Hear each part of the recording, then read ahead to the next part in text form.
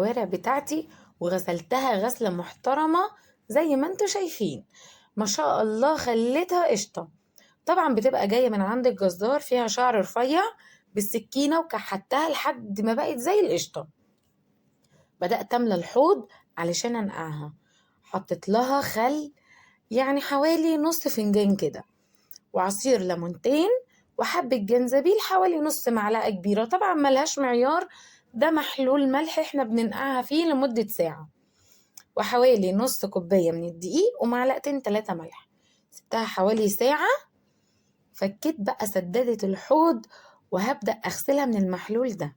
وطبعا أنا غاسلة الحوض كويس جدا، اللي أنا نقعت فيه الكوارع بتاعتي، غسلته كويس جدا بالخل والكربونات قبل ما أعمل فيه أي حاجة. شطفتها بقى، وكنت بغلي مية في الأثناء دي في حلة الضغط. نزلت بالكوارع وما قفلتش الحلة. استنيت لما غليت وشلت الريم اللي على الوش. شلت شوية من المية لأن حلل الضغط ليها علامة ما ينفعش نعديها.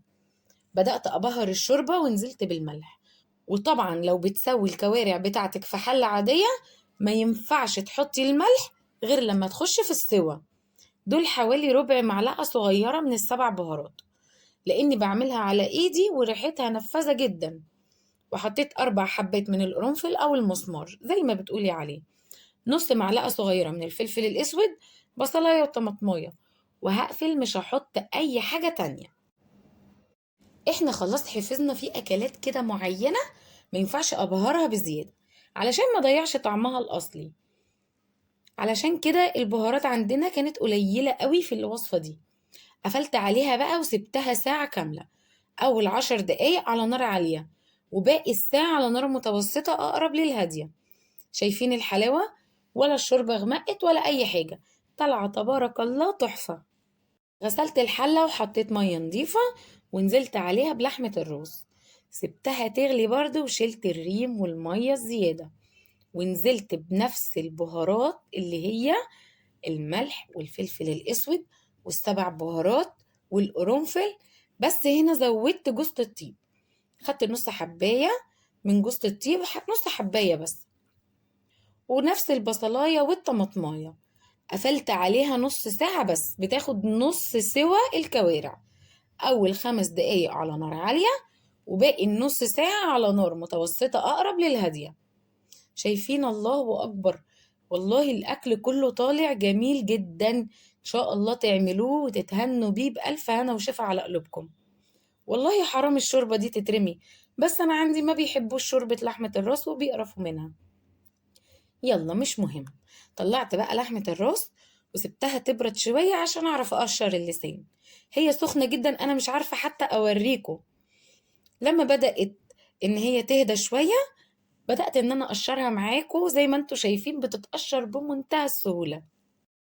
جبت بقى الطاجن أو صينية عندك، وحطيت ملح وفلفل ومعلقة كبيرة سماق وحبة صغيرين من البهارات السبعة، يعني أقل من ربع معلقة صغيرة، لأن البهارات دي احنا بنحطها للخضار. الكوارع كده كده مبهرة، احنا بنحط ملح وفلفل وسبع بهارات والسماق وهكذا.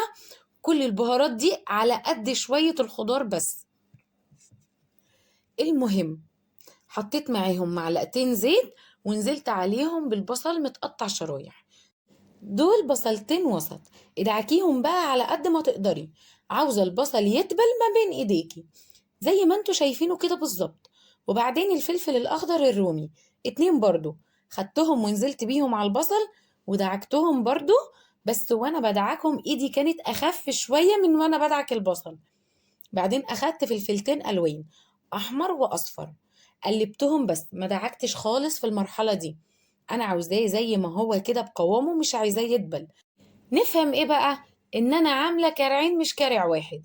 فلو انت هتعملي واحد بس يبقى بصلايه واحده، فلفله رومي واحده، والفلفل الحلو او الالوان هتاخدي نص واحده من كل لون، يعني من الاحمر نص ومن الاصفر نص.